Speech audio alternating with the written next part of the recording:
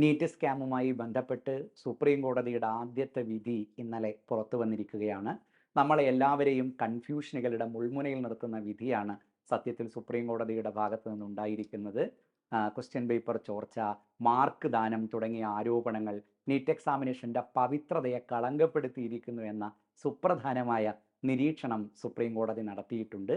എങ്കിലും പ്രവേശന നടപടികൾ സ്റ്റേ ചെയ്യാനോ പുതിയ പരീക്ഷയെക്കുറിച്ച് സംസാരിക്കാനോ റാങ്ക് പട്ടിക റദ്ദ് ചെയ്യാനോ ഒന്നും സുപ്രീം കോടതി തയ്യാറായിട്ടില്ല.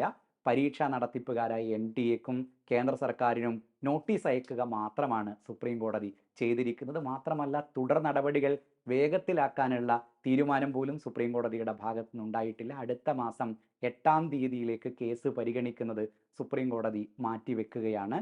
അതിനിടയിൽ പ്രവേശന നടപടികൾ തുടരും.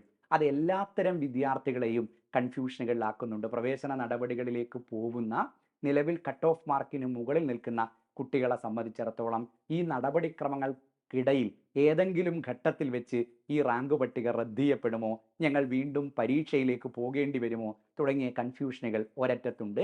ഈ റാങ്ക് പട്ടികയിൽ നിന്ന് പുറത്തേക്ക് പോകുന്ന, കട്ട് ഓഫ് മാർക്കിന് താഴോട്ടേക്ക് പോകുന്ന പ്രതിഭാധനരായ ഒരുപാടേറെ കുഞ്ഞുങ്ങളെ സംബന്ധിച്ചിടത്തോളം ഞങ്ങളുടെ സങ്കടങ്ങളെയും പരാതികളെയും കോടതി ഗൗരവത്തിൽ കേട്ടില്ല എന്നൊരു വിഷയം നിലവിലുണ്ട്. ഇതൊരു പൊതുസമൂഹത്തെ തന്നെ വലിയ കൺഫ്യൂഷനുകളിൽ നിർത്തുന്നുണ്ട്. റിസൾട്ട് വന്ന സമയം മുതലേ സൈലം ഇത് പറഞ്ഞുകൊണ്ടിരിക്കുന്നുണ്ട്. ഈ സമയം വളരെ പ്രധാനപ്പെട്ടതാണ്. 14-ാം തീയതി വരേണ്ട ഒരു റിസൾട്ട് 10 ദിവസം നേരത്തെയാക്കി 4-ാം തീയതി വൈകുന്നേരം NTA പുറത്തുവിടുന്നു. ഈ 4-ാം തീയതി എന്ന ദിവസം വളരെ പ്രധാനപ്പെട്ടതാണ്. രാജ്യം മുഴുവനായും ലോക്സഭാ തിരഞ്ഞെടുപ്പിന്റെ റിസൾട്ട് വേളയിൽ നിൽക്കുകയാണ്. അതിന്റെ ഡിസ്കഷനുകളിൽ ഇവിടുത്തെ മീഡിയ മുഴുവനും നിൽക്കുകയാണ്. അതിന്റെ കോൺട്രവേഴ്സികളിൽ ചാനലുകൾ മുഴുവനും ഉണ്ടായിരിക്കുന്ന ഒരു ദിവസം നോക്കി റിസൾട്ട് പുറത്തുവിടുന്നതിൽ ദുരൂഹതയുണ്ട്.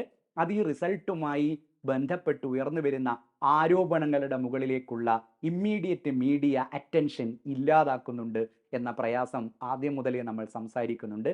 മാത്രമല്ല, സുപ്രീം കോടതിയിൽ ഇപ്പോഴുള്ളത് ഒഴിവുകാല ബെഞ്ച് മാത്രമാണ്. അവധിക്കാലത്തിന് കോടതി പിരിഞ്ഞിരിക്കുകയാണ്.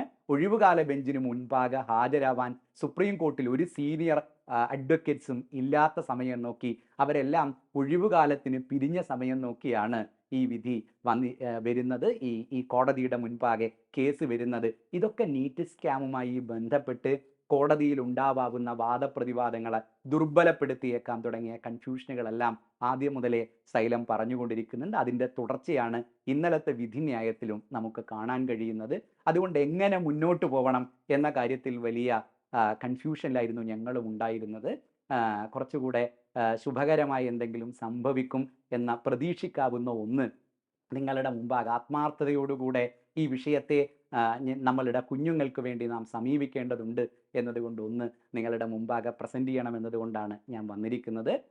സൈലത്തിന് വേണ്ടി സുപ്രീം കോർട്ടിൽ ഹാജരാവാൻ വേണ്ടി പോകുന്നത് ഇന്ത്യയിലെ തന്നെ ഏറ്റവും തലമുതിർന്ന അഭിഭാഷകനായ കേരള ഹൈക്കോടതിയുടെ പഴയ ജസ്റ്റിസ് അഡ്വക്കേറ്റ് R. ബസന്താണ്. അദ്ദേഹം സുപ്രീം കോർട്ടിൽ സൈലത്തിന് വേണ്ടി ഹാജരാവുകയാണ്. ഇന്ത്യയിലെ പ്രധാനപ്പെട്ട പല കേസുകളിലും സുപ്രധാനമായ വഴിത്തിരിവുകൾ ഉണ്ടാക്കിയ, സുപ്രീം കോടതി പല കേസുകളിലും അമിക്കസ് ക്യൂറി ഒക്കെയായി നിയമിച്ചുകൊണ്ടിരിക്കുന്ന ഇന്ത്യയിലെ ഏറ്റവും തലമുതിർന്ന അഭിഭാഷകൻ തന്നെ ഇന്ത്യയിലെ ലക്ഷക്കണക്കിന് കുഞ്ഞുങ്ങളെ പ്രതിനിധീകരിച്ചുകൊണ്ട് സുപ്രീം കോർട്ടിന് മുൻപാകെ സൈലത്തിന് വേണ്ടി ഹാജരാവുകയാണ്.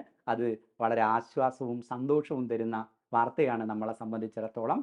ശുഭകരമായ ഒന്ന് സംഭവിക്കും എന്ന പ്രതീക്ഷയോടുകൂടെ നമുക്ക് കാത്തിരിക്കാം. Advocate R. ബസന്ത് സൈലത്തിന് വേണ്ടി, honourable justice advocate R. Basanth സൈലത്തിന് വേണ്ടി, നമ്മളുടെ കുഞ്ഞുങ്ങൾക്ക് വേണ്ടി സുപ്രീം കോർട്ടിൽ ഹാജരാകും.